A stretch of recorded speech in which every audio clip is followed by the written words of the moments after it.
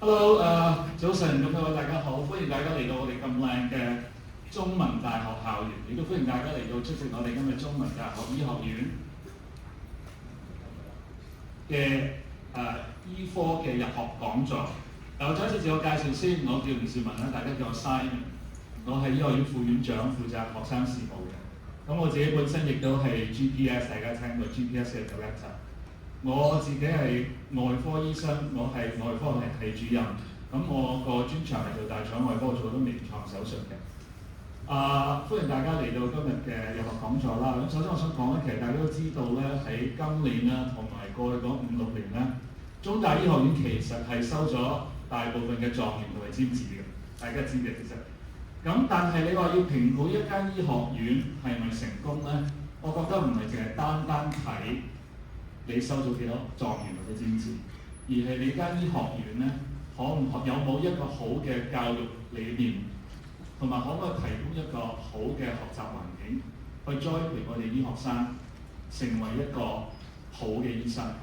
係可以服務社會同埋知道社會嘅需要。咁其實點樣為之一個好嘅醫生咧？咁其實我覺得，即係當然最基本就係我哋要有我哋嘅知識啦，我哋有技術啦。但係我哋其實亦都要求我哋未來嘅醫生需要具備，譬如我哋要有專業精神，要有道德，醫德係好緊要嘅，同埋一定要有人民精神，服務人民嘅精神。咁所以其實好多人都問啦，究竟入醫學院，我哋其實係學醫啊，學醫先啦，定係學做人先？其實我想講啦，學醫等於學做人。因為其實我哋醫生，記住我哋唔係醫病，我哋醫病人，所以其實有一個人嘅元素喺裏邊。所以我哋其實中大醫學院我哋嘅教育理念咧，係好着重人民精神，關懷人民嘅精神。咁其中當然好緊要嘅，我哋覺得係醫德啦、道德、倫理、專業精神嘅培訓。咁所以我哋引以為傲，大家見到我哋有個好好嘅道德倫理課程。係貫穿晒我哋醫學院5至6年嘅課程，咁所以我哋啲同學係每隔一段時間一個時間咧，就會再次見到我哋啲道德倫理課程嘅概念，咁佢哋可以重複不斷學習去深化。咁呢個你見到就係我哋醫學院係本科課程有嘅一個道德倫理課程。而其實我哋另外亦都有個 faculty package 嘅，其實就係入嚟醫學院，無論你係醫科嘅同學啦、nursing 啦、pharmacy。總之醫學院嘅同學咧，亦都要 go through 一個我哋嘅 faculty package， 當中亦都有好多道德倫理嘅元素喺裏邊，同埋我哋中大亦都有我哋嘅 general education， 或者我哋嘅通識。喺通識裏邊咧，我哋亦都有好多道德倫理嘅 element， 譬如我哋有一個係專嚟探討生命醫學生死嘅一啲嘅道德倫理嘅議題嘅一啲嘅通識教育。咁醫學院我哋其實亦都好着重生死教育，因為我哋都希望我哋同學學習去尊重生命，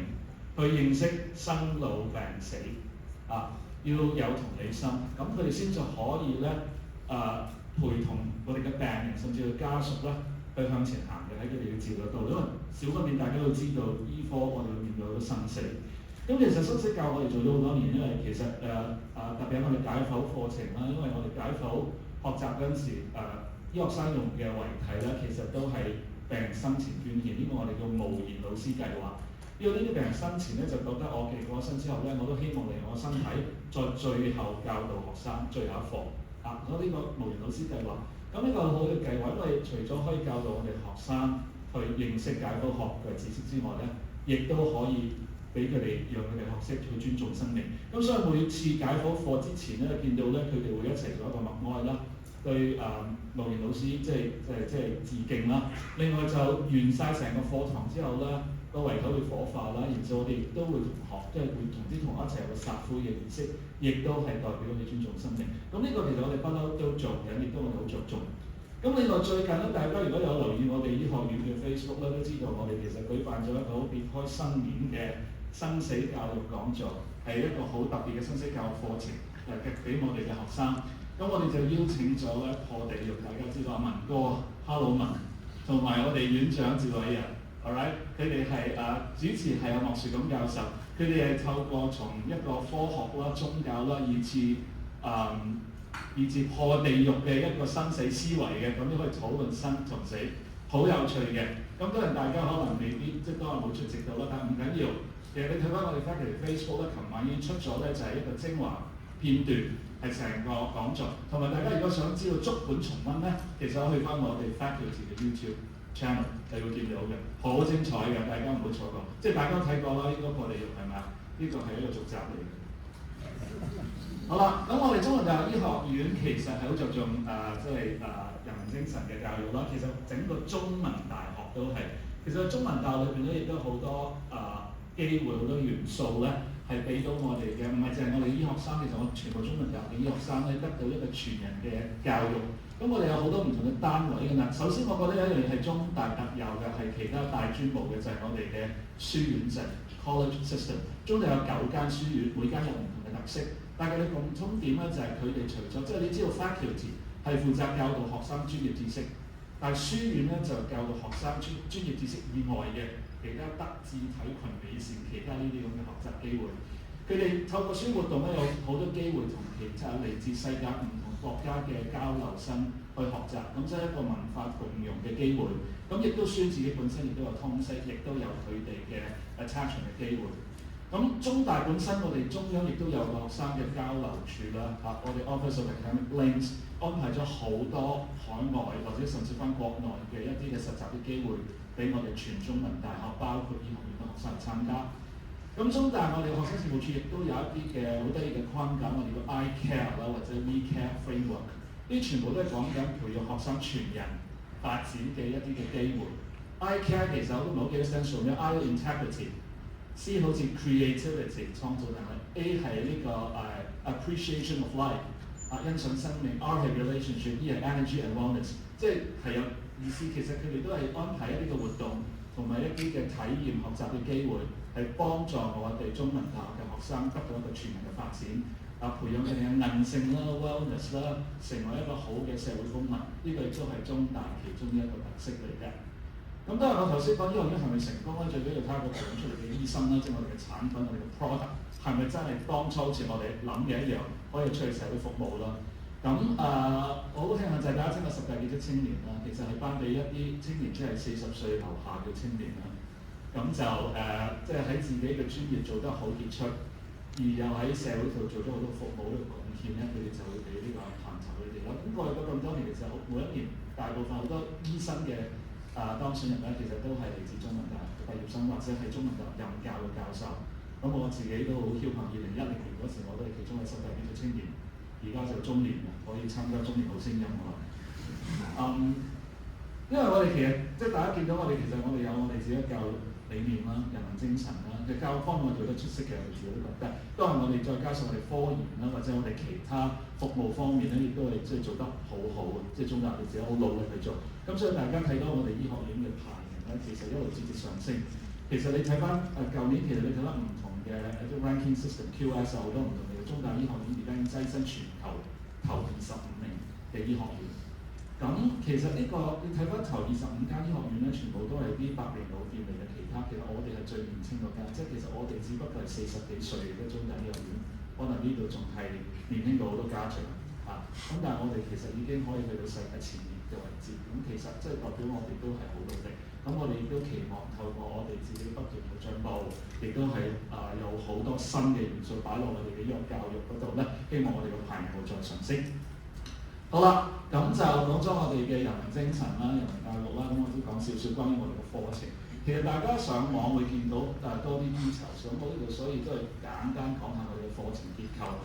上網其實大家會睇到嚇。咁大家知道我哋中大醫學院內外全科醫學是一個6年制嘅課程啦。咁第一年其實我哋叫 pre-medical， 其實比較基礎，可能係啲簡單嘅醫學科學嘅一個課堂，相對輕鬆嘅第一年我哋同學。咁第2、第3年咧就係臨床前期課程啦，學習一啲醫學嘅科學啦，即係解剖學啊、生理學啊，我哋有 molecular medicine、genetics 啊，佢哋都有機會去有少少臨床嘅教學，佢哋有叫 doctor and patient 學一啲醫患關係啊等等。4至6年咧就係我哋臨床期啦，第4年主要係學一啲嘅病理科啦，然之後就初級內科學習。5年班嗰時咧就學幾個專科啦，兒科、婦科、家庭醫學同埋精神科。跟住到第6年咧，最後一年咧就集中係內科同外科。咁畢業之後咧就成為一個內外全科醫學士。咁當然每一年中間亦都有一個假期嘅，大家會見到。你見到臨床前期同臨床期中間咧，我哋都有一個簡單嘅 bridging course，係幫助同學咧由臨床前期咧去到臨床期去做適應嘅。咁我哋5年班升6年班中間亦都有個機會咧，俾啲同學做一啲嘅海外嘅一啲嘅 elective 一啲嘅導修。咁呢個就係簡單我哋嘅6年制課程。當然大家亦都知道，我哋中大醫學院另外亦都有一個入學嘅彈性，就係如果啲同學剛開始可以達到某一個標準咧，佢哋有機會咧可以join 我哋叫 Dynamic Year 2 program 嘅 DY2，即係話佢可以 omit 咗第一年，因為第一年係基本上一啲簡單嘅 pre-med 嘅課程，佢哋可以 omit 咗一個月之後直接入到醫科第二年。咁佢用5年時間完成咗個課程，騰出嚟嗰一年咧，其實絕大部分而家嘅同學咧，都會利用嗰一年咧做多一個 master degree，即係做一個碩士課程，做醫學研究。咁呢個就係另一個中大可以俾到我哋同學彈性。GPS 大家聽過啦 ，OK 係環球醫學領袖培訓專修組別，咁我就係個 course 做一陣。咁大家就係認為 GPS 係個神科啦。大家知道，因為其實我哋2013年開始，咁GPS 係亞洲嚟講咧係第一個同類型嘅一個 program，嘅目的咧係希望為我哋醫學界培訓一啲未來嘅醫療領袖人才。我哋希望當中咧揾咗啲學生咧，第時會做到醫學院嘅院長啦。可能我哋希望會揾到我哋有個同學，第時可能會做到一啲譬如無國界醫生嘅總裁啦，或者醫管局主席等等。即係我哋希望喺我哋同學裏邊揾到呢啲領袖人才，呢個亦都係 GPS 我哋其中一個目的嚟嘅。咁 GPS 由2013年開始成立到而家12年嘅開始，其實我哋一路12年嚟咧，我哋都係成為喺 GPS 嚟講全香港收生成績最高嘅學科嚟嘅。咁所以點解啲人叫神科啊？咁但係我哋其實擺咗好多心機、好多心血落 GPS 去培訓我哋啲同學。咁當然唔能夠全部同學都係 GPS。咁其實而家 roughly 每一班我諗有15%。我哋講一年有325個同學，15個啲至到20會係 GPS。咁 GPS 裏邊我哋其實安插咗好多學習機會俾同學。佢哋唔係一個 separate 嘅一個課程。呢啲同學全部都要讀翻頭先我講嗰6年嘅醫科課程。但係再 on top， 我哋會加一啲學習嘅機會俾佢哋去學習點樣成為一個未來嘅領袖喺醫療界唔同嘅範疇。咁其實GPS 成功，我覺得最緊要係其中一個元素就係我哋每一個同學都俾咗一個好好嘅 mentor 佢哋，一個 personal mentor。而呢個 mentor 咧係醫學院一啲好好嘅教授，我諗大學生6年嚟佢都會跟住呢個同學噶啦，會幫同學規劃究竟呢6年嚟佢點樣利用佢嘅時間。點樣計劃佢未來嘅事業發展？咁所以其實 GPS 成個覺得好大因素係因為我哋揾到一班好有心醫學院嘅教授咧，就去帶呢啲同學。當然我哋裏邊亦都有其他嘅元素，包括我哋有一啲嘅 workshop 去教導我哋同學一啲領袖才能啦。我哋同學會做因為 global 我哋講緊環球，所以我哋同學全部都有機會去海外做一啲嘅實習，做參與唔同嘅活動。同埋亦都佢哋係需要做一個 project， 咁呢個就係成個 GPS 個 package。咁當然我哋亦都有同學係喜歡做科研嘅，特別做得出色嘅。咁呢啲同學可能畢咗業之後咧，咁當然我哋會有獎學金去支持佢哋咧，可能海外去繼續進修。大部分同學都可能去牛津、劍橋呢啲頂尖嘅學府去做 PhD。然之後好多我哋唔係希望真係有好多呢啲同學畢咗業之後咧，翻到嚟母校任教，做翻佢哋教職業。咁呢個就係 GPS 俾到我哋同學嘅嘢。咁而我哋都做咗12年啦，我哋真係有個 track record 有成績。咁所以以至到我哋其實 GPS program 亦都俾我哋包括自或者大學認同，即係佢都俾咗幾個 education award 我哋過去幾年。咁詳細大家想知多啲上網，或者我一陣間有機會可以再同大家講多啲。但係咁因為其實想再講比較花多少少時間講咧，就係呢個我哋會大家其實如果睇報紙電視亦都見到電台都聽到。上星期院長同我同幾位副院長都去傳媒亦都披露咗，我哋會2026-27年度我哋咧會開展一個新嘅，其實一個都唔係一個新嘅課程，其實我哋叫一個 learning model 啦，一個課程嘅模式咧，我哋叫 CU Medicine Plus， 中文叫中文即係中大醫學家咁樣樣，係啦。咁其實咩嚟㗎啦？其實基本上就係要我哋呢個中大醫學家咧，就希望回應翻社會對未來醫生一個要求或者一個能力嘅要求。其實我哋而家其實社會我哋同埋其實都另一樣係回應翻我哋特首施政報告裏邊，我哋希望培訓多啲創科人才。咁其實我哋未來社會需要咩咧？你睇翻而家其實我哋見到人口老化啦，其實我哋面對好多慢性嘅疾病越嚟越多，亦都見到好多奇難雜症，一啲特別難醫嘅 cancer 癌症嘅病人。咁大家亦都見到時不時我哋會出現一啲不知名嘅流行病，係咪 Covid 係其中一隻？咁遲啲會出現啲其他嘅流行病，我哋唔知道。大家亦都知道我哋而家資訊科技啊、AI 啊、好多 technology 啊應用喺醫科，其實係發展得好急速，資訊方面爆炸嚇。咁所以咧，你如果淨係沿用翻我哋傳統醫科教育，啲人就係讀書，淨係讀書，咩都唔做咧，其實唔能夠滿足未來社會需要。其實我第時需要啲咩醫生，我都講唔係淨係讀書啊，淨係有技術。其實我哋需要我哋未來嘅醫療人才咧，係需要有多元嘅技能。啊！佢哋要認識跨學科 ，OK，可以掌握跨學科嘅知識。佢哋要懂得創新科研，佢哋要有國際視野，同埋佢哋要有人道服務精神。我哋係需要咁嘅醫生嚟到社會。咁但係其實你講，而家我哋其實醫科課程有冇？其實大家譬如喺唔同嘅場合，或者亦都有家長同學之前都有嚟過Information Day。你都聽到我哋有中大嘅同學出嚟分享，今日都會有我哋有中大同學出嚟分享啊！佢哋去過邊度，做過啲乜嘢 attachment， 做過人道救援工作，或者做過一啲嘅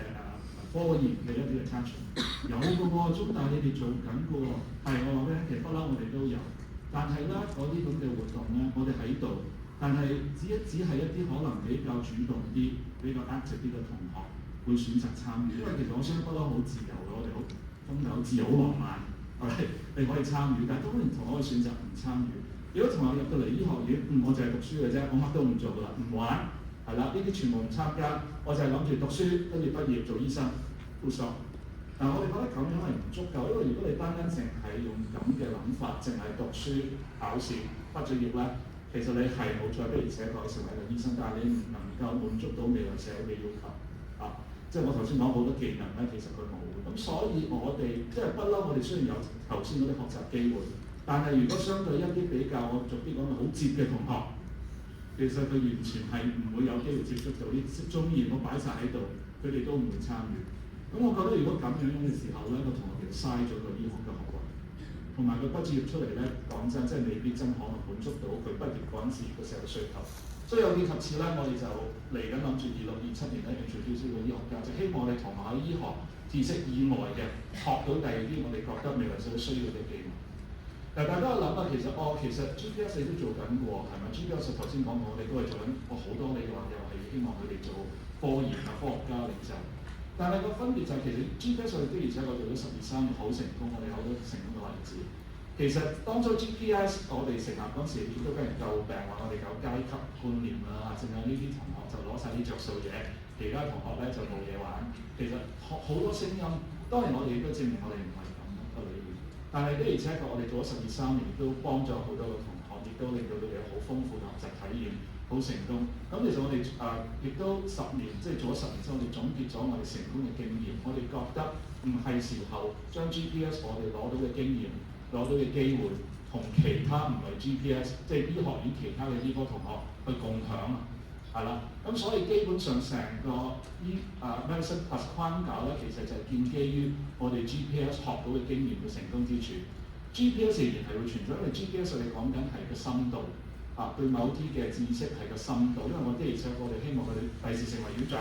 係咪？咁當然個學習模式會唔同。咁但係我哋Medicine Plus 醫學家係講個廣度個闊度，係啦，即係我希望我同學每一樣嘢醫學以外嘅嘢都會涉獵到，係啦，即係等於我哋都做緊一個全人嘅教育。咁所以其實目的我講咗啦，其實你要知道其實去實行咧，我哋就有一個3個層架式嘅架構 ，OK， 有3個tier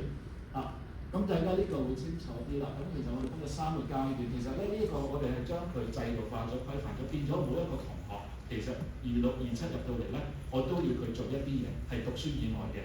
乜都得，係啦。你上下莊彰顯下你領導才能又得，做下科研又得，做人道救援又得。我一定要你做一啲嘢，係啦，唔可以齋讀書。呢個就係我哋希望我我哋嘅醫科生做到嘅嘢。咁所以你見到我哋第一層咧，我哋叫咩 explore 啦，係第一、第二年。佢入到嚟醫學院都希望佢哋探索呢個世界，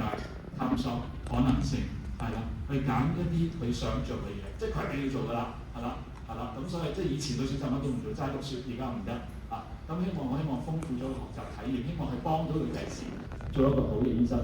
咁到第三、第四年咧，我哋就去咗一個進階版啦，我哋叫 Medical 就係建基於佢 EON 書做嘅嘢，再加深一啲。咁佢可以選擇做一啲科研揀一啲嘅科研或者其他嘅興趣咧，去繼續深造，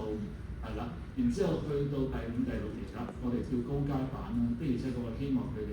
係去實踐啦，譬如去揾一啲外國嘅，譬如一啲嘅院校。去做一啲嘅 attachment， 哪怕一個科研嘅臨床，去再深化佢。咁分三個階段。咁我哋26、27年入到嚟嘅醫學生咧，其實基本上都要 go through 呢個三個階梯嘅 process， 冇得揀唔做㗎啦，一定要做㗎啦。我哋希望佢透過呢個學習體驗，可以培訓到佢成為一個好醫生之外，亦都具備一啲特別嘅技能，可以滿足到未來社會嘅需要。咁其實我哋有好多機會俾到我哋嘅同學嘅，因為我哋總係覺得大家見到我哋頭先嘅設計咧，就係每隔一段時間咧，咦佢又會出現翻一啲學習嘅機會，每隔一段時間咧又出現翻啲學習機會。其實我哋覺得咁樣嘅做法咧，其實而家醫學嗰個我哋有啲 philosophy 咧叫一個 spiral 嘅一個 medical education， 我哋叫一個螺旋式嘅教育理念，就係傳統嘅教育理念咧就係全部有分割嘅，冇關係嘅。譬如你要做嗰啲海外嘢，一年做晒佢，咁就冇㗎啦，完咗，係啦，呢個係傳統嘅諗法，分割嘅，做完就冇啦之後。咁但係我哋嘅諗法就係 spiral， 即係話佢成個醫學生涯裏邊咧，好多嘢咧係間唔中又重複出現，係啦，有呢個概念嗰啲學習機會咧又再出現，俾你繼續去學習去深化，係啦。咁所以以至到我哋就會覺得頭一兩年你做一啲，跟住3、4年又做一啲，然之後到5、6年又做一啲。係不斷重複又重複，係啦，咁等佢對某一個知識領域係繼續深化，即係好多醫學嘅教育家覺得咁係會比較有效，即係好過你一年做晒。其實我哋斬開幾嚿咧，可能做唔晒。咁所以其實我哋有同學有好多彈性去俾佢哋選擇，唔係淨係規定你一年要做晒，或者一定要改年做晒。我哋其實你睇翻我哋頭先個醫科課程嘅設計，其實佢每一個時段只要佢有時間，其實佢都可以做呢啲嘅 attachment 嘅機會。咁你見到我哋好多唔同嘅同學啦，去到世界唔同嘅地方，喺唔同嘅時間做到唔同嘅嘢啦。咁呢個係其中一啲 example 啦。譬如佢有同學去咗 Stanford， 去咗 Harvard， 去做唔同嘅 attachment。咁當然亦都有同學，亦都係喺唔同嘅時間，即係唔係一定係要 Year 3去。我哋其實呢度有啲同學係 Year 1之後又去 Year 2之後又去 Year 4之後亦都有。咁呢個其中其他 example。所以呢啲同學其實係去世界唔同各地，超過90成嘅同學咧，我哋其實都我哋同我哋睇到個課程有個 elective 嘅，5年班之後，其實大部分都去咗外國，去做唔同嘅學習體驗。咁其實我哋個醫學家目的，我頭先講係希望我哋培訓一個多元嘅醫生，即係話我希望我第時畢業嘅同學係周身刀張槍都嚟嘅，咩都你識嘅，唔係淨係識醫人或者即係做一個普通醫生咁簡單。咁我哋希望佢哋可以最終成為，譬如有啲人可能係對學科有興趣成為學者啦、scholar 啦，有啲人係對創科有興趣嘅，我希望佢成為一個innovator 啦。有啲可能真係比較有領導才能嘅，我希望佢成為一個 leader 啦，或者有啲人真係好特別喜歡人道救援工作嘅，佢成為一個人道主義者。呢啲我哋希望我哋未來嘅醫生，除咗係一個醫生之外，希望佢具備呢度4個是但一樣嘅技能。我哋都有好多成功嘅例子嘅過往，都係我哋嗰時未有醫學家嘅時候咧，我哋亦都不斷醫學院有好多機會俾到我哋嘅同學。其實無論係 GPS 唔 GPS， 我哋以前一樣係會，即係當時我同學有個想法，醫學院會幫佢哋。咁佢哋見到呢個有2位sample，嗰2位都係好嘅學者啦，左邊係謝飛啦，右邊 Andrew 啦。謝飛係 GPS 嘅同學，佢畢咗業之後咧去咗牛津大學做 PhD 嘅深造，咁就畢咗業啱啱翻出嚟。下邊就 Andrew John Kwok， 亦都係佢係亦都畢咗業之後，佢就唔係 GPS 嘅，但係佢畢咗業之後去咗，亦都去咗牛津深造。2位其實畢業翻嚟咧都係加入咗母校，成為我哋大學醫學院裏面嘅講師lecturer。咁所以呢個亦都係印證咗我哋無論你係 GPS 唔 GPS 都好，只要你係有呢個理想想成為一個學者，我我哋其實會幫你。呢個係我哋以前做到嘅嘢。咁未來擺翻落去醫學家，我哋希望我哋規範有個 structure 去幫到我哋嘅同學。當然我諗有啲同學比較被動啲，你要踢一踢佢先得嘅，大家家長都知道，係咪？咁所以我哋希望做到呢一點，因為我相信好多同學都有可能做到謝飛或者 Andrew 咁樣嘅成績，但係要幫一幫佢哋。我哋亦都有同學對創科好有熱誠啊，其中有幾位同學啦，包括你哋 Juno 喺呢度咧，亦都係攞到第10屆香港大學生嘅創新同埋創業賽嘅大獎啊，因為佢對科研特別有興趣啦。咁大家都知道，我哋香港政府有一個最大嘅獎學金係頒俾大中生，係對創科去對呢個 innovation technology 創新科技有興趣嘅。咁呢個 innovation technology scholarship 其實過去咁多年咧，其實好多因為係中大醫學院嘅 GBS 嘅同學咧，都攞咗好多獎學金。啊，佢咁多年加埋嘅 award， 我諗有2成都係嚟自中大醫學院 GBS 嘅同學，係啦。咁呢啲就係即係我哋啲同學係對創新科技好有熱誠，而中大醫學院我哋都俾到好好嘅學習環境，俾到好多機會。只要你係有呢方面嘅興趣咧，我哋會幫你。嗱，講到科技咁一定可能唔提 AI 咧，亦都係好 hot 嘅 topic。其實醫學院我哋亦都係應用咗擺咗好多 AI 嘅元素喺我哋嘅教育裏邊。咁其實我哋都係分散，因為我哋知道未來需要 AI，大家其實日常都會用 ChatGPT 嘅 DeepSeek，咁所以其實好多時候我哋都會將呢啲元素擺翻喺醫學，因為我哋知道未來我哋去醫療去幫病人係或多或少都用 AI。咁所以我哋都有 AI 一個之前我分3層架構啦。第一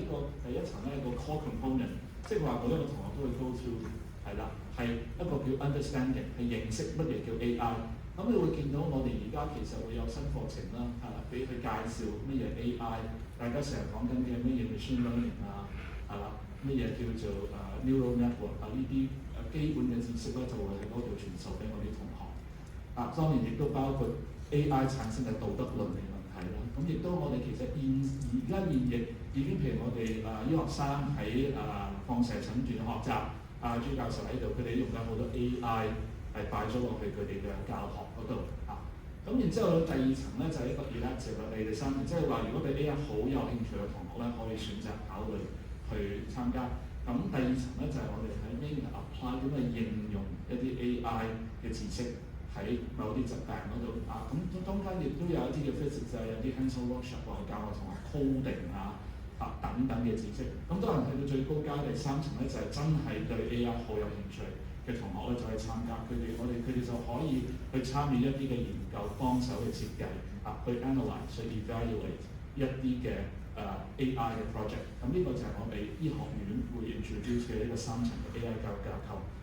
另外一個 outcome 我想達到就係學者啦，所謂係 leader 啦、領袖啦。其中example就係 Queenie 啦。Queenie 就畢咗業㗎啦，而家佢亦都喺劍橋做緊 PhD， 佢係一個 GBS 嘅同學嚟嘅。大家學生時期咧已經做咗好多嘢咧，係彰顯到佢領導嘅能力啦。包括其實佢係自己即係 found 咗一個學生組織，就係叫 Hong Kong Student Association of Neuroscience。佢對腦神經外科或者腦神經科學好有興趣，咁佢就自發組織咗一個咁嘅學生組織，而家仲有嘅。佢亦都其實佢都開展咗好多唔同嘅組織，攞咗好多獎。咁所以其實佢對腦神經好有興趣。咁所以其實咧劍橋咧都係做緊 neurosurgery 嘅 research。咁我都期待等緊佢學成翻嚟香港，加入翻母校咧去教學。咁當然不得不提咧，就係講呢個中大特有嘅就係人道救援啦，係啦。咁我哋其實好多同學咧係參與咗好多唔同嘅人道救援工作，我哋亦都有好多機會俾佢哋。其實上幾日前咧，我哋都邀請咗我哋其中嘅 GBS workshop， 我都邀請咗梁振英先生啦，即係我哋前特首，佢而家係一個叫共享基金會嘅主席。其實佢哋係舉辦咗好多嘅人道救援工作，去到一帶一路嘅國家去幫助嗰度嘅病人特別可能喺失明嗰度，譬如佢做好多教導好多當地醫生做白內障手術或者教導當地人點樣預防一啲傳染病等等。其實佢哋做咗好多嘢，而呢個共享基金亦都俾到好多機會我哋中大學生去參加好多活動咁你見到呢個其中一個就係我哋有同學 Jasmine 啦，亦都係去過塞內加爾，佢亦都係參與咗共享基金會嘅活動。咁右邊咧見到咧個靚仔咧，好似好熟悉係咪？好似頭先講過嘢就係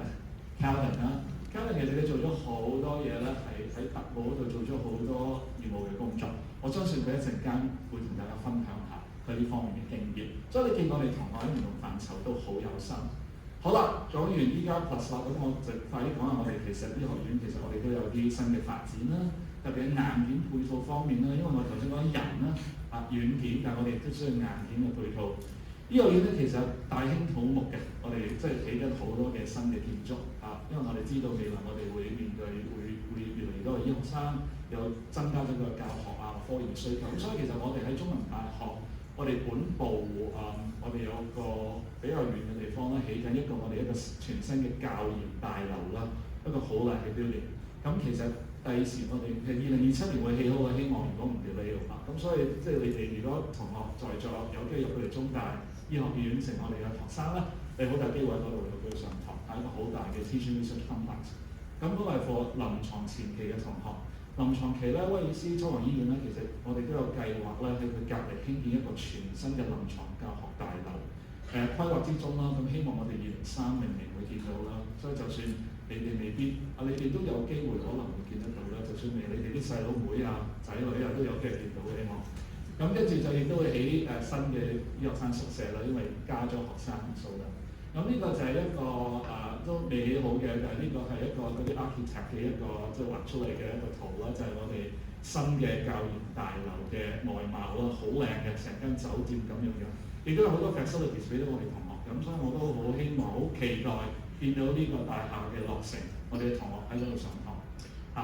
出邊就係咁樣樣嘅。咁另外就話咧，佢喐佢，我唔知啊。係啦，即係係一個好似一個鐘上幾個都齋標，係咁樣樣啦，好靚嘅咁就當然威爾斯親王醫院，我哋自己亦都擴建緊啦。如果有同學或者家長住喺沙田威爾斯附近，會見到我哋亦都喺醫院裏邊有好大嘅工程，起一個全新嘅醫學大樓。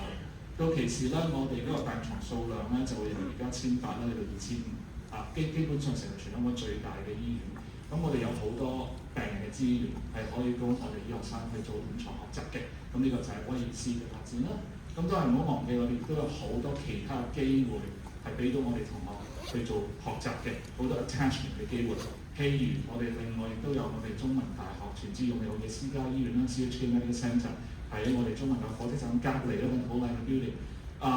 都係我哋醫學生喺嗰度上堂啦。其實個好處就係我哋醫學生會有機會認識，因為威爾斯係公營醫療體系，而我哋 CHK Medical Centre 係私營醫療體系，咁所以俾到我哋嘅同學咧有機會接觸公營同私營醫療。咁就我哋都同喺嗰度實習學緊做醫療行政嘅，係啊。咁當然亦都有好多唔同嘅學習機會兒童醫院咧亦都有好多attachment opportunities 俾我哋同學啦。咁右上角就係Philip 同喺醫院簽個備忘錄啦。咁 Sports Medicine 亦都係中文大學醫學院一個好出色嘅 program。亦都好多同學可能對運動醫學有興趣啦，其實都可以參與去做 attachment。因為佢哋嘅 director Professor Patrick Young 咧，其實係一個大家知道出名嘅係香港嗰啲運動員嘅軍醫嚟嘅。佢哋做好多呢啲運動醫學嘅工作，咁所以對運動醫學或者骨科有興趣嘅同學可以參加啦。咁都係人安醫院係另一間私家醫院，係同我哋中文大學醫學院亦都係一個 partner。咁所以我哋同學都除咗 CHK Medical Centre 仲有機會去接觸一啲私人醫療體系去學習。咁當然亦都有我哋微創中心啦，因為院長同學都係外科醫生，都係做微創手術。咁嗰度亦都係全亞洲第一，我哋喺威爾斯有全亞洲第一個一個 CHK Minimally Skilled Surgical Skills Training Centre 係專係教導微創手術，同學亦都有機會利用到呢啲設施嘅學習。咁當然喺科研裏邊，我哋有幾個創科中心，我哋叫 Inno Centre， 就係上屆政府亦都係大力提倡，同現屆政府都係大力提倡創新科技，所以俾咗好多錢啲大專院校去開展一啲叫創科中心。而中文大學我哋有4個 Inno Centre 喺科院，包括最緊要就係院長我哋嘅機械人微創中心咯，即係 Robotic Centre。好多同學其實係去嗰度做 internship 做 attachment， 即係特別對機械人手術有興趣嘅同學。咁仲有我哋前院長陳家亮教授嗰個嗰啲 microbiome 啦、微生態、腸道微生態嗰個研究所啦，我哋校長啦盧永明教授啦做啲 molecular diagnostics 啦，同埋又亦都係Professor Patrick Young 佢一個做一啲再生醫學嘅一個 Inno Centre。咁所以呢啲其實 Inno Centre 咧俾咗好多機會我哋啲醫學生做 attachment。咁咁唔好忘記我哋其實醫學院亦都有2個國家重點實驗室，包括我哋腸胃科啦，同埋我哋腫瘤科啦。呢啲實驗室亦都係俾到一啲我哋如果係對科研，特別係癌症或者腸胃病有興趣嘅同學咧，可以去嗰度做 attachment， 甚至做碩士，以至到遲啲博士都可以喺度做得到。咁咧，就深入咧，呢個就係頭先講我哋好多硬件配套啦。呢個地圖大家見到咧，就係整個我哋中文大學醫學院一個我哋醫嘅生態。咁你其實會見到啦，我哋其實有我哋喺沙田呢度咧，其實有威爾斯親王醫院啦，有我哋嘅中文大學嘅私家教學醫院啦，好近嘅科學園啦 ，OK， 有我哋嘅創科中心啦，有我哋新嘅教研大樓啦。咁然之後係喺河套，我哋北邊咧河套咧嗰度亦都有一個港深科學園嘅。其實嗰度我哋中文大學亦都有我哋嘅 research facilities 喺嗰度。再遠啲，其實北望入到大灣區，其實我哋喺前海咧，太子灣亦都我哋有一個中文大學嘅一個中心，醫學院嘅中心，係幫我哋喺嗰度做一啲嘅科研。甚至我哋而家睇緊南沙，我哋嗰度計劃，我哋有個 outpost 喺度。咁所以呢個整個就係我哋中文大學醫學院嘅生態圈，係啦。呢度就係俾到好多機會我哋啲同學 ，alright， 去做 attachment 又好，學習都好啊。好啦，講咗咁多，最緊要大家係呢樣嘢啦。其實都唔好緊要嘅啫，我覺得你做訓練，最緊要就係考好啲啦，係咪？咁呢度咁在場唔同嘅同學咧，有 DSE 啦，大家先得醒晒。DSE 啦、IB 啦、A-levels 啦，大家真係有唔同嘅途徑入到嚟中大醫學院。咁當然比較多同學係 DSE 啦。咁 DSE 其實大家都有留意㗎啦，係咪？咁其實我哋收生嘅成績，其實過去呢幾年大家知道，因為自從嗰個LS 冇咗之後咧，變咗呢個公民社會發展科咧，咁嗰個基本上合格就得㗎啦。咁所以我哋除咗公民科之外咧，我哋係需要同學讀6科啦。我哋 DSE 計6科。即係話3個科，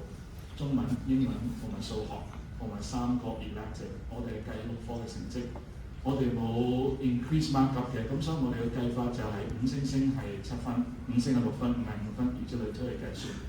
咁我哋其實入學成績，我哋要求嘅睇翻過去嗰因為 LS drop 咗2年啫，咁所以呢個新嘅計法其實我哋都有2年嘅 data。咁你睇翻，如果同學通常都問到 cut off 咧，收到最低幾多？我哋差唔多34至3，即係如果我哋計6科5星星係7分，滿分係42嘅時候，我哋嘅 cut off 差唔多係34至到35度。其實基本上係睇翻嗰年同學整體考成點樣，呢2年都係差唔多呢個分數，係咪？咁所以如果你到放榜發現你自己夠分，咁你買 CU Medicine、JS 401個 code A1，咁基本上就有機會到你啦。咁當然我頭先講過，我哋有第二啲嘅入學嘅機會，譬如 GPS。咁如果你真係要去到 GPS 嘅話咧，你其實6科你要達到40分或者以上，係咪？而當中亦都有4科係要5星星嘅，係啦。咁所以如果你放榜嗰日喺收到成績單，你發現原來自己有40分，冇計錯啊！記住，唔好計錯，係咪？40分嘅時候，其實你要報 GPS 啦。你記住 GPS 喺 JUPAS 嚟講係一個 separate course code 嘅，即係你報 GPS 咧係要寫 JS 450，係咪？你寫咗4501咧係用唔到 GPS 嘅，就算你夠分。咁所以你一定係諗住入 GPS 咧，你要報 JS 4502 A1，你有40分咧，基本上你跟住之前面試個表現好咧，係一定入到 GPS 啦，係咪？咁至於我頭先講嘅大英 E1 咧，其實就係我哋需要有38分或者以上。而同埋一定要有英文、化學同 Chem 呢3科，每科至少5星 ，alright， 咁你先至有個機會係 through DY2 入到嚟中大學。咁呢個係 DSE。咁再一提就係、大家知道我哋 M1、M2 唔當一個 complete elective，alright， 中文大學醫學院我哋 M1、M2 唔當一個 complete elective。咁佢用法咧，其實點樣用咧？就係、M1、M2 得出嚟嘅成績咧，就可以 compensate 你之前嗰6科邊科如果唔可以炒咗嘅話咧。你M1、M2 嘅成績咧就可以幫到啦。舉例，如果你真係唔覺意中文炒咗，都4分都唔算炒嘅，炒地咁樣啦，係咪？4分，咁跟住就，但係你嘅 M1 有5星星7分啦。咁所以佢就會咧幫到你個中文科4分。佢嘅計法我哋就將7加4除2，咁你個中文科就變咗5.5啦。佢係咁樣用嘅 M1 得唔得？所以佢唔係當一個同文科。咁呢個就係我哋 JUPAS 嗰個情況啦。咁另外related to JUPAS 嘅有2個 scheme，但係其實我哋叫 Saunders，大家聽過咁呢個就係推薦直接入學計劃啦，就即係話其實我哋係睇翻一啲嘅莊校長學校裏邊咧同學做得學術做得特別突出嘅，即係我哋唔係即係另外大家知道唔係叫 school principal nomination scheme 嗰另一樣嘢嚟嘅，呢個我哋講 Saunders 係特登睇嗰個同學喺佢自己中學學術表現，同埋睇埋佢啲非學術嘅一啲嘅成績，佢一定要係班裏邊 top 5%，alright， 咁佢亦都要佢哋學有 predicted 嘅，佢一定要好多科都係要做得好，係啦。咁然之後經過個面試，咁呢啲同學咧就有機會透過呢個計劃啦，基本上係 DSE 未放榜咧，我哋都可以收咗佢啦。但係呢個其實唔係 through JUPAS 嘅，呢個係 non-JUPAS 嚟嘅，不過係 related，因為我哋睇緊 DSE 嘅成績，好啦，呢個 Saunders，咁我哋都有 open 嘅，來年2026-27，咁但係記住只係限於 MBCHB， 即係話個同學如果要 through 呢個 scheme，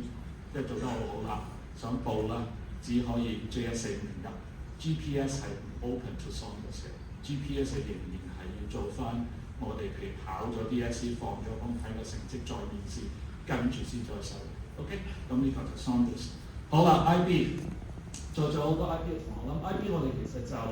6科啦都係咪？咁就其實就我希望佢哋 either bio 或者 chem 即至少一科都有 high level 啦。但係如果你即晒2科就會理想，即係如果你想被考慮。因為亦都係啦，因為 IB 同 JUPAS 亦都有我哋嘅 fund stand， 即係話某啲同學達到某一個標準，亦都可以同頭先我講 DY2 嘅情況一樣，我後面再第一年直接入到醫科第2年，咁但係我需要有bio同 chem 嘅，咁所以就你有3 high level subject 至少有677啦，咁我哋基本上收生就係42啦 ，alright， 如果6科42考到45，咁呢個就係基本上 roughly 最低我哋收生成績，越高越好啦當然。咁跟住就GPS 44啦，要44或者45先至到 GPS。咁頭先我講如果 DY2 咧，佢係需要有43啦，至少。咁然之後佢有 bio 同埋 chemistry，alright， 兩個都要 high level， 一個要至少要6，一個要7，咁先至可以 consider 喺翻 sending 呢個 part 嘅。咁呢個就係for non-JUPAS IB 嘅。當然全部同學都要面試㗎，唔係成績夠就入到嚟嘅。我想講，佢哋都要 go through 我哋醫學院面試。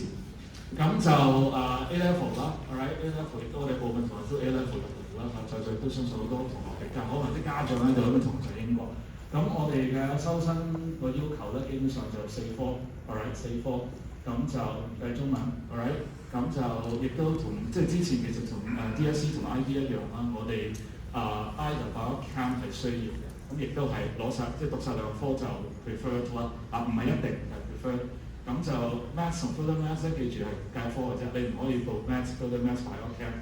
咁係3科嚟嘅。alright 喺我哋嘅制度，其實 either 你 consider maths 或者 further maths。咁我哋收生要求就係至少要4 A star， 呢個係 minimum 4 A star 係啦，少一個星都唔得㗎啦。咁然之後我哋就會睇翻佢，當然就邀請佢哋面試啦。咁我哋要睇佢面試表現啦，同埋我哋會參考翻佢 UCAT 嗰個成績，因為而家冇咗 BMAT， 大家知道係咪？2020年9月冇咗 BMAT， 咁所以我哋參考佢 UCAT， 或者如果佢有 IGCSE 嘅成績，我哋都會一併去考慮去參考。alright， 咁呢個就係我哋會睇咗佢成績，睇晒其他呢啲嘢，睇翻佢之前學校裏面嘅表現，再面試合格，我哋先會收。咁呢個就係 GCA level 嘅情況，係啦。咁當然就下邊嗰啲就如果即係再考得好啲嗰啲，有機會就入到 GPS 或者 DY2。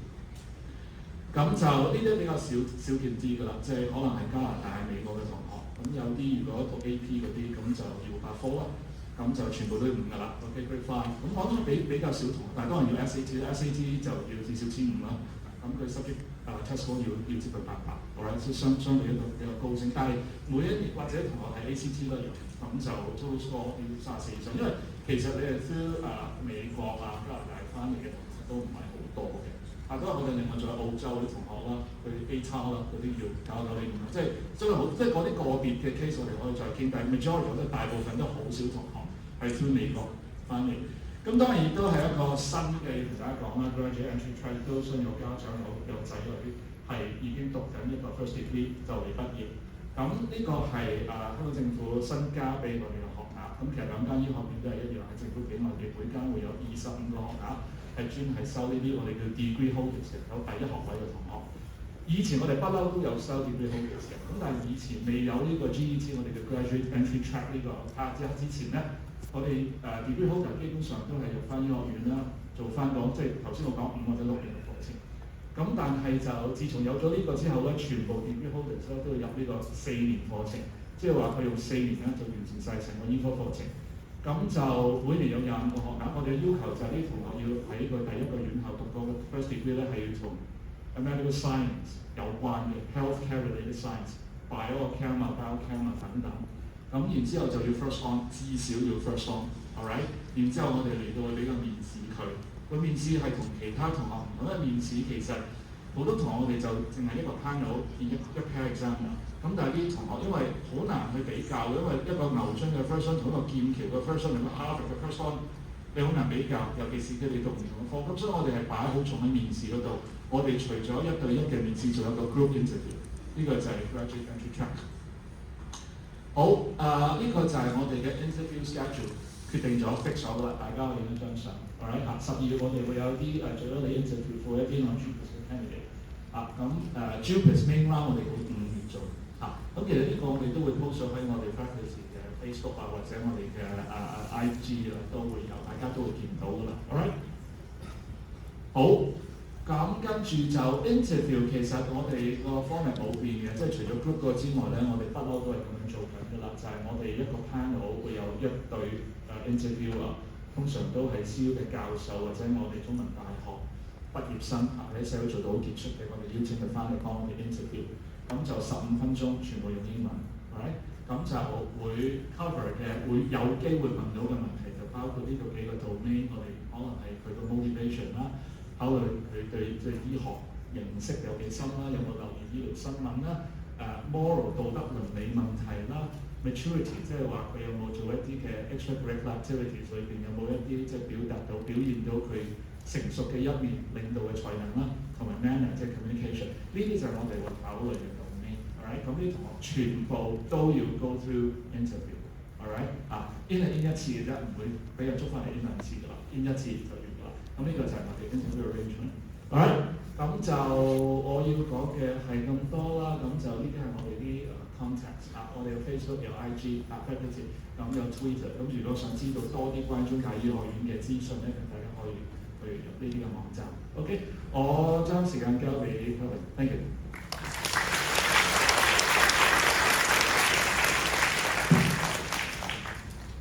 好，多謝Professor。咁咧，今日呢一個1個鐘嘅入學講座咧，除咗有我哋教授做一個講解之後咧，佢哋都好重視呢個學生嘅體驗啊，所以咧就拜託咗我咧就做一個10至15分鐘嘅關於我過去3至4年啦喺中大醫學院到底做咗啲乜東東咧，咁呢個就係我今日嘅一個分享啦。咁咧，首先呢啲係我嘅樣，通常啲人話咧你係真人靚過上鏡啊嘛，啱啱相反，上鏡係靚過真人咁，所以大家如果可以將啲注意力咧，盡量放喺個屏幕上面啊。係啦，咁我名叫 Calvin 啦，我嘅名叫翁榮俊啦。係啦，咁嚟緊嗰10至15分鐘咧，會同大家分享下4個範疇啦，分別就係不止醫學啦、中大嘅人情啦、聯合嘅故事同埋中大校訓博文楊禮傑有關嘅一啲分享同埋故事咁樣嘅。好，咁首先不止醫學啦，唔知大家對醫學生會唔會有啲刻板印象？就係你係咪每一日都係7點起身、8點食早餐、9點到1點温書、1點到2點食午餐、2點到6點温書、6點到7點食晚餐、7點到11點温書，然後上床瞓覺呢？其實咧係有機會嘅，但係喺中大個醫學院嘅框架之下咧，你頭1-2年嘅時間係有好多空間啊、時間去俾大家去探索自己想探索嘅事情嘅。人生好多阻滯嘅，但係中大醫學院咧就可以成為你人生中嘅歌手啦。好，冇問題 ，OK， 好，係啦，咁你不止醫學嘅意思就係、除咗醫學嘅教育同埋醫學嘅知識之外，我哋可以做啲咩咧？咁你可以見到左上角啦，有參加醫學院做嘅活動啦，咁就係中大教授請食飯啦。咁我就同另外2位同學咧，就同院長喺度撐台腳咁樣。咁所以如果大家想同院長撐台腳咧，就歡迎加入香港中文大學嘅醫學院啦。咁除此之外啦，我哋啱啱 Professor 有講到，我哋有一個講座關於生死教育，我哋邀請咗文哥啊，邀請咗我哋院長同埋Tony Mo 咁去做一個講座啦。咁其實我自己嘅興趣咧，好得意，我係做一個司儀。做一個 MC，但呢個 MC 就唔係嗰啲歌手啊，肥媽或者張天賦啦，係做一個活動嘅司儀。咁我喺呢一個生死教育嘅一個講座上面做咗個司儀啦，而好好啦，我哋3位講者咧都送咗一個親筆簽名海報俾我，咁我就會將佢如是珍寶咁樣當係一啲家族嘅寶物咁傳承落去咁樣嘅。係啦，咁除咗醫學之外咧，我哋有好多唔同嘅活動啦，除咗喺醫學院舉辦咧，亦都有同學舉辦嘅喎。咁呢個就係中大醫學生劇社啦。咁其實佢就係由台前到幕後，包括導演啊、編劇啊、燈光啊、音樂啊、妝髮啊等等等等咧，都係我哋中大醫學院嘅醫學生一手包辦嘅。咁你每年就會有一啲 production， 有一啲 drama 嘅比賽啊或者公演啦。咁咧，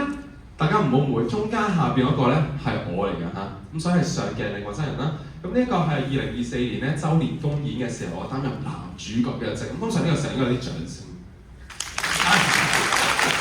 係啦，咁男主角咧，咁其實好搞笑，因為你3年前問我，你話你2年後會喺個中大醫學生個劇社入邊做一套戲嘅男主角咧，我會話你係傻嘅，冇可能有咩發生嘅。但係咧，真真正正就係中大醫學院同埋成個中文大學有好多唔同嘅機會，你有啲咩興趣咧，我哋都會有相應嘅配套或者活動去俾你去實踐自己想做嘅事情。咁呢個係其中一個例子啦。咁但係你會話，咁你入咗嚟醫學院，你唔係淨係玩㗎嘛，你唔係淨係做 drama， 你唔係淨係做 MC 㗎嘛。我哋好注重，啱啱會開心有講，就係我哋好注重人道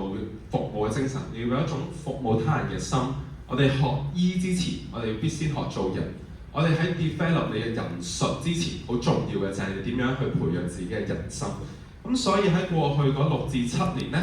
我喺一個組織度啦，叫做國際特殊奧林匹克組織咧，叫特奧啦，咁去做咗好多唔同嘅義工嘅活動啦。咁你會話點解你想做特奧？點解你會做特奧咧？係因為我覺得呢個社會上有好多需要幫助嘅人啦。我自己當初讀醫都係為咗幫人，而我如果有時間可以用自己嘅時間去幫人嘅話，咁點解我唔做咧？咁其實特奧係一個類似殘奧，但係又唔係殘奧嘅一個組織啦。佢主要服務嘅對象咧係有智力障礙嘅人士。咁我哋會透過一啲運動啊同埋非運動嘅訓練項目啦，去幫助我哋有智力障礙嘅同學或者人士咧去成長咁樣嘅。咁喺過去嗰6至7年啦，我都有好多唔同嘅一啲幫手啦。例如最左邊咧係我喺2025年嘅香港渣打馬拉松咧，去陪伴我哋嘅運動員去完成10公里嘅賽事啦。而最右邊咧就係我哋喺德國柏林舉行嘅一個國際青少年高峰會啦。咁我同我嘅 partner 慧恆咧就一齊去主持成個高峰會咁樣嘅。咁你可能會問啊，咁特奧同你或者同中大醫學院有咩關係啊？其實個關係在於，當初我入嚟醫學院之前咧，我會諗會唔會我升咗上嚟之後會好忙，我冇時間去做我想做嘅事情，我冇時間去幫人，我要100% 將自己嘅時間放喺讀書嗰度咧。但係入到嚟之後，我發現中大醫學院唔單止好開放，更加好鼓勵同埋支持學生咧做唔同範疇嘅事情。咁你會見到中間係一個明報嘅專訪啦，同埋之前都有香港電台嘅專訪。其實呢啲咁嘅機會咧，係由中大醫學院嘅教授同埋同事幫我鋪橋搭路去聯絡啲媒體嘅。咁你會話，咁聯絡媒體有咩用啊？其實我覺得特奧係一個特別嘅組織，因為大家係經常將佢同殘奧去撈亂嘅。我哋好缺乏嘅咧就係一啲媒體啊，多啲人認識嘅一啲機會。咁所以 faculty 去幫助我去將自己嘅故事分享出去咧，其實對成個特奧又好啦嘅一個影響係好正面。咁所以呢一個係中大醫學院嘅一個關懷啦，佢好關心學生做啲咩，佢好支持學生做啲咩。無論你有啲咩想做咧，幫到咧，佢一定會幫嘅。咁講完不止醫學啦，咁我想同大家講中大嘅人情啦。如果大家都有可能聽過，就係中大醫學院嘅一個叫做細組嘅文化啦。意思就係你成為一個新生之後咧，我會將你我哋醫學會將你編入去一個細組入邊啦。咁你就會同呢一班人一齊讀書啊、玩咁樣嘅。咁可能有啲人會詬病，咁你細組文化，如果你入到去，有啲人嚟唔係好夾，例如你今日係一個醫學嘅新生，你入到去好彩地啦，又或者唔好彩地，你見到我喎，然後你又係唔中意嗰啲身高1.85米以上嘅男仔嘅時候咧，咁到底點算咧？你係咪冇朋友咧？你係咪我成個醫學生涯都自己一個人過咧？我同你講唔係嘅，我會覺得細組文化係一個機會，一個額外嘅機會俾你去認識我哋300個即係呢度一半嘅人喎，即嘅一個機會啦。除咗我哋細組文化啦，我哋可能會有一啲導修嘅組別，我哋有解剖學嘅組別，我哋會有實習嘅組別，我哋會有功課嘅組別，好多唔同嘅機會都係 faculty 創造出嚟俾我哋去認識身邊嘅人啦、同事啦、你嘅老細、你嘅上司咁樣啦，將來嘅。咁所以我會覺得細組文化係一種額外嘅機會啦。咁另外一樣嘢就係我自己唔係名校出身啦，我自己當初咧嗰年咧只有一個人係喺中學選擇咗讀醫學嘅。咁我當年冇人冇物，咩都唔識嘅時候，咁我入醫學院好彷徨㗎嘛。就正正係因為細組文化係俾咗一個橋梁。當然你未來唔需要同呢一班人去玩到好好，或者成為做好朋友，但係佢的確係你過渡由中學去到大學咧一個好重要嘅一個支柱。咁而我好彩啦，我自己就係遇到一班好好嘅朋友啦。咁我自己係 forensic 200，因為我哋細組係會以專科嚟命名啦。咁當然同你未來工作冇關係嘅。咁我就係 forensic 即係法證科學嘅2028年畢業啦，就係200啦。咁但係我哋對上會有27啊、26啊。咁我哋啲師兄師姐咧，佢哋會用自己嘅時間或者心機去幫助啲師弟師妹。咁我哋都會將呢種精神傳承去29啊、30、31咁樣嘅。咁你見到中間嗰兩張相咧，上邊係我哋2022年9月24號咧，白袍禮之後咧，喺我哋個BMSB 即係我哋個本部嘅嗰座 building 上邊去影咗張相啦。而下邊咧係我哋2025年3月14號，係我哋完咗我哋臨床前學習喺同一個位置、同一班人、同一個動作、同一個樣咁去影呢張相。咁大家見到咧，呢3年嚟咧，我哋係成長咗好多啦，咁都係有賴中大醫學院嘅土壤咁樣嘅。咁你會話，咁你同你朋友啊，同你細組嘅朋友有啲咩做咧？例如你中間下邊可以見到我哋會一齊温書啦。我哋通常臨考試前1個月咧，我哋永遠都會喺大學圖書館度出現嘅4樓。如果大家到時想温到我哋都可以。咁另外左下角咧就係我同我嘅朋友去行山啦。咁我哋喺1日12個鐘入邊咧，就行晒成條港島徑，即係由成個香港島嘅最東面啦，行到去最西面咁樣啦。咁你可以見到咧，最後邊嗰個樣咧，中分嗰個咧係我嚟嘅。咁我個樣已經係有啲虛同埋不似人形嘅，因為真係好攰嘅。但我覺得呢啲就係一種回憶啦，係咪？即係你同你嘅細組微喺呢個時間喺中大醫學院有呢個咁嘅文化，令到你相知相遇，其實係一種好好嘅、好浪漫嘅緣分嘅。咁可能你會話，咁除咗我哋會一齊玩、一齊讀書之外咧，你都一齊去咗旅行嘅。咁我想分享咧就係我哋一班男仔啦，去旅行夜晚好無聊啦，於是咧就相約咗去 full mask。咁但係嗰種 mask 咧就唔係普通 mask 喎，佢係哆啦 A 夢 mask 同埋哆啦美 mask。咁後邊個哆啦美咧，即係見到最左後邊嗰個咧就係我嚟嘅，所以就係啦。咁咧，我覺得呢啲回憶咧，除咗 full mask 係好重要之外咧，我哋一齊上刀山，唔係上刀山，上雪山。唔係火海啦，下海咁樣啦，我哋就去咗攀爬韓國嘅漢拿山啦，同埋去咗沖繩做浮潛。咁我會覺得，如果我唔係喺呢個時間做咗呢個決定，唔係遇到呢班人咧，我係唔會做啲咁嘅，即係我首先我唔會 full mask 嘅，我唔會 full 哆啦 A 夢 mask 嘅。覺得呢啲咁嘅回憶啊，咁樣嘅記憶其實係好珍貴，而都係中大醫學院俾到我嘅事情。咁當然啦，除咗你嘅細組嘅文化之外啦，我哋有好多唔同嘅人情味係好重嘅。例如左上角就係我前排攞咗個獎啦，細細啲嘅獎啦。而你可以見到咧，我哋好多唔同嘅教授一齊過嚟恭賀我，咁包括我哋聯合書院即係我間書院嘅院長啦，我哋嘅輔導長同時都係我哋中大醫學院嘅教授，咁同埋有大學嘅輔導長同時都係我嘅老師咧，佢哋一齊過嚟喺星期六特登抽空去祝賀我自己一個人攞獎，而佢哋咧都送咗一紮超大嘅花俾我，即係作為男仔其實好少收花㗎，係咪？咁所以我覺得呢樣嘢就正正係體現咗中大嘅人情味咯。佢哋可以為你去付出佢哋嘅時間，佢哋好忙，但係佢哋都會願意為學生去付出。咁所以我覺得呢個係中大好獨有嘅人情味啦。又例如中間嗰個係陸志聰醫生啦，佢除咗係我哋中大醫學院嘅大師兄之外咧，亦都係聯合書院嘅校董。咁其實佢都俾咗好多時間去同我交流啊，俾啲編授啊，俾啲建議我咁樣咯。咁所以我覺得中大人情味係好獨特同好重要嘅。係啦，咁啱啱講到我聯合係我係聯合書院㗎啦。咁到底聯合係啲咩嚟嘅咧？即係個書院嘅文化係啲咩嚟嘅咧？咁我覺得書院除咗係涵括咗你宿舍啊、交流啊或者其他範疇之外咧，亦都係一個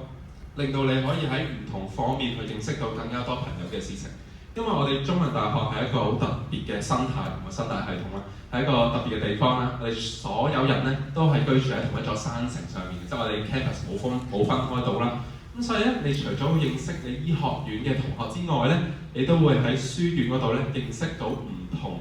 主修科目嘅人。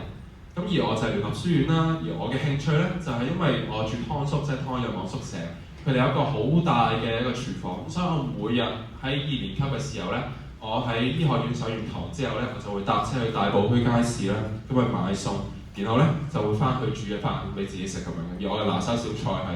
係咩好咧？係卡邦尼意粉，就係咁。咁所以書院咧，除咗有呢啲咁嘅宿舍生活之外咧，亦都係有啲唔同嘅活動啦，例如我哋有大笪地一啲市集啊，有啲唔同嘅活動俾我哋去玩嘅。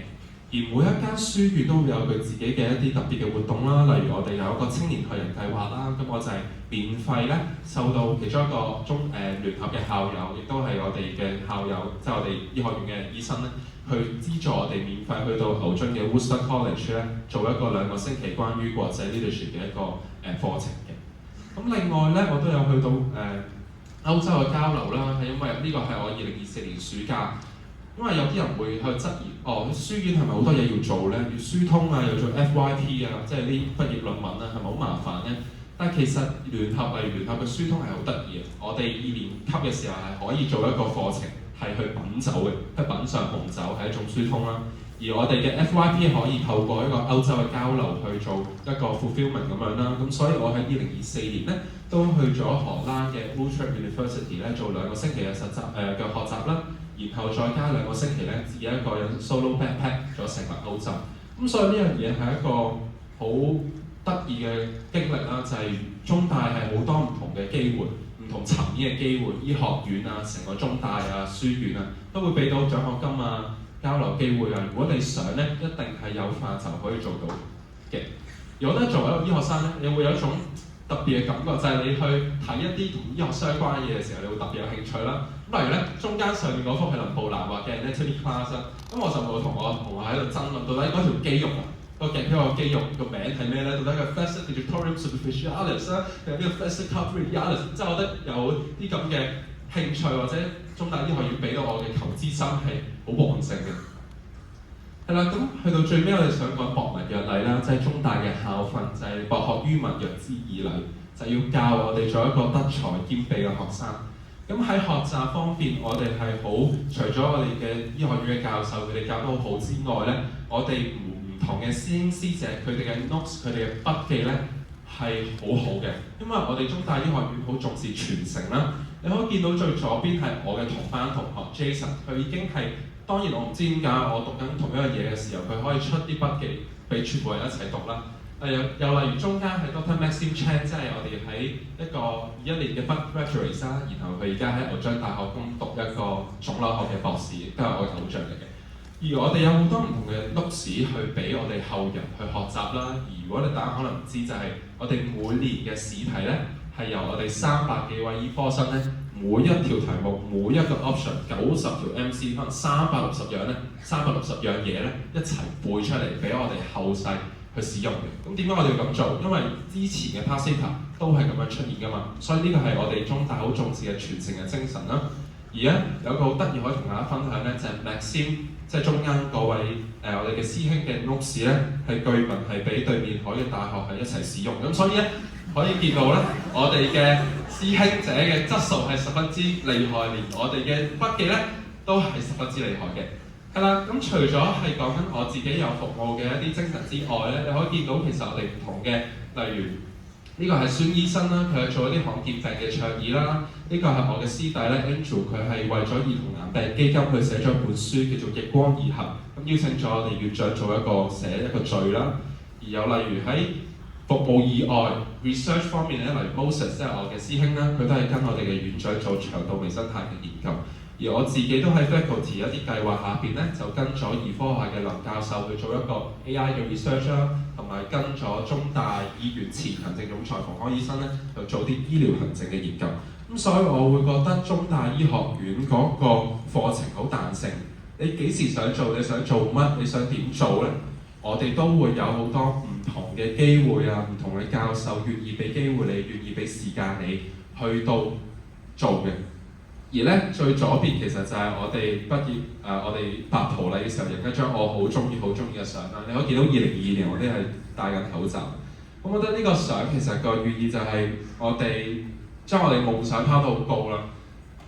而每一個啤啤代表嘅夢想，而我哋中大醫學院係 support 你去將你嘅夢想去到更遠啊、更廣嘅地方嘅。